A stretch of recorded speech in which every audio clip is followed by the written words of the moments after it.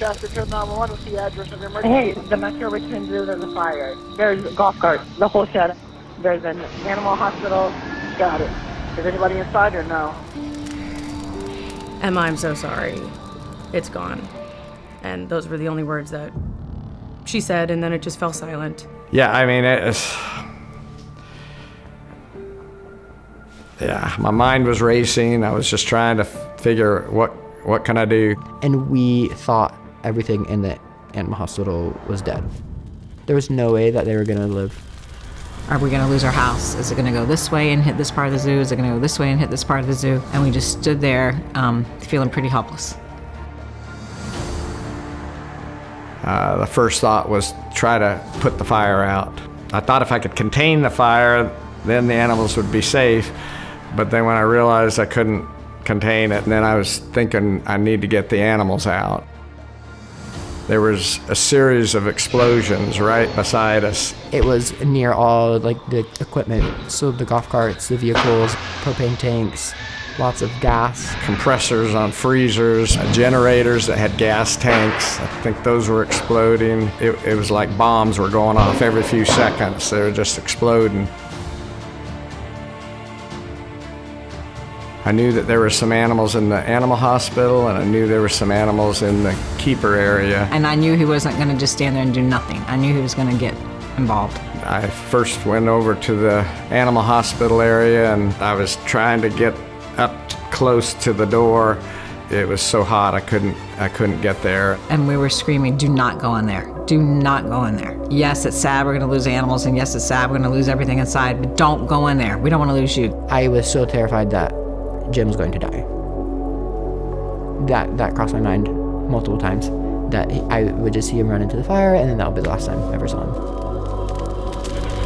Thought, well, I can go get the other animals in the other building, which was also on fire, but it wasn't quite as intense right there. And I grabbed a tub that we had a 1-month-old penguin in that we were taking care of, and ran that outside. And I could see the glow and the fire above the treetops. Immediately knew it was a much larger incident than I had anticipated. They came in, and it was so great when we saw them coming down, because we knew we had help. This is crazy. Because of the location, we had a rural water response, in addition to our normal firefighting response of 4 engine companies and a ladder company, 2 chief officers, an ambulance, and a safety officer. I talked to the fire chief, and I explained to him at the other end of this one building we had a large gas tank and a large diesel fuel tank and 4 very large propane tanks, and that he needed to do whatever he could to keep the fire from getting to that end. Looking at the building completely on fire, there was just no way in my mind that anything had survived. It was very difficult to look at, and I'm gonna try not to cry about it.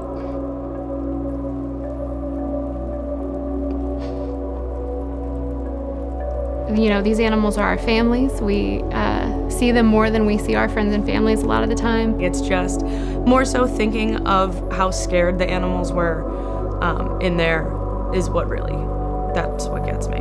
Just the thought of losing any animal is pretty devastating. You know, these animals really are at the heart of my life and at the heart of the lives of all the people who work here. The chief said, hey, there's a live animal over here. Can you go talk to the firemen? And so I went over where they were at, and they said, you can't go in there, but how do we get this animal out?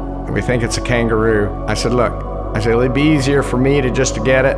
And I just went into the stall and grabbed the kangaroo and started carrying her out of the building. But I remember like looking towards the fire, and then Jim was like walking out of the animal hospital with like a kangaroo. It was like a scene from a movie, I'm not even joking. There was like smoke and fog, and he was just like coming out of the rubble. But after seeing this kangaroo made it, I broke the rest of the window out and went in and saw an armadillo. To have even one animal come out alive was just really overwhelming. But then one by one, I remember Jim bringing them out and they were alive, and that was crazy.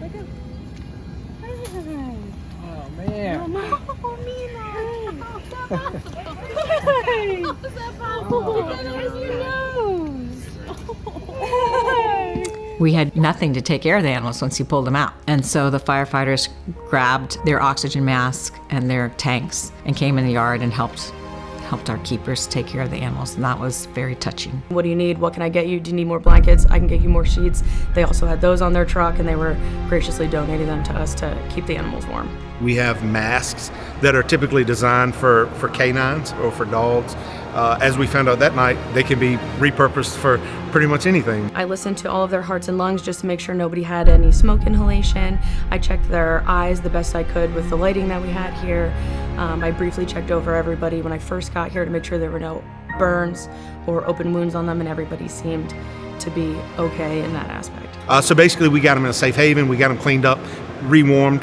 You know, we treated them essentially like people, and fortunately, with some exception, all of them recovered and responded well. There was a penguin, an armadillo, 3 meerkats, which one did not survive, Indian fruit bat, a kangaroo, and then we actually had 3 budgie birds that we pulled out as well. He made it! Look at him! Wow. I'm so happy. You did it! The firefighters did a lot of support, lending their supplies to us, containing the fire, trying to keep it away from our feed room, from our keeper area the best that they could, not letting it spread to other parts of the zoo, and really working through the night. I mean, I was probably here until 2:30 in the morning, and they were still going strong. Oh, to those firemen, they were the most incredible team to watch. They were just amazing working together. They helped me catch a kangaroo. I didn't ask them to. They just, all of a sudden, all these giggling firefighters in full gear were just running behind me just to help. They weren't asked to, they just helped. I would just say, thank you so much. You made a really bad situation a lot better than it could have been. Over the course of this incident, we flowed upwards of 350,000 gallons of water. A standard room and contents in a residential fire, we may not even flow 1,000 gallons of water. The biggest difficulty was it was extremely labor intensive. There were a lot of items and a lot of things on fire, and one of the things that we have to do is we ensure that we don't just address the fire that we see, we have to move contents around. And the animal food, we'd not seen that before, but it was combustible, but not very visibly combustible. From a distance, it looks like there was no fire involvement at all. However, when we would look at some of the pallets with our thermal imaging cameras, we would notice heat signatures. And so basically there was fire hidden within some certain types of the food.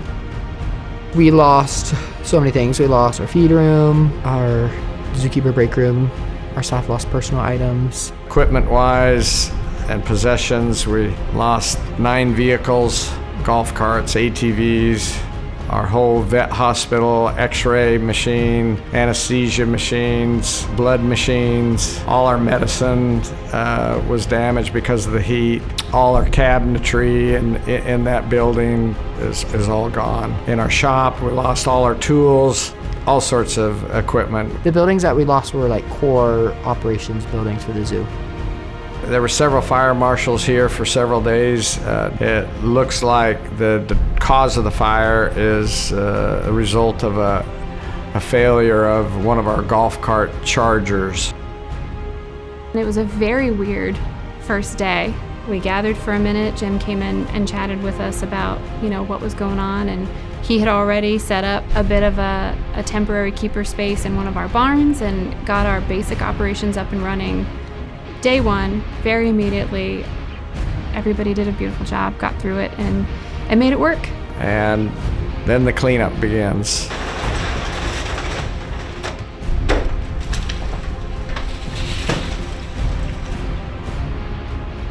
Had a lot of volunteers from our church that came, as well as the community at large. Hundreds of people have offered help and come in to help clean up or to purchase things on our Amazon wish list to help restock the supplies that were lost. Showing up to help clean up, this isn't like sweeping just a floor in their house. This is dirty work. They leave looking like they've been through a mine. They're just covered black and in soot. And no one has complained, and everyone has been happy to be here and happy to help. I don't think there are enough words to describe how grateful this team is. I've been crying all week, but it's not tears of sorrow for what we lost.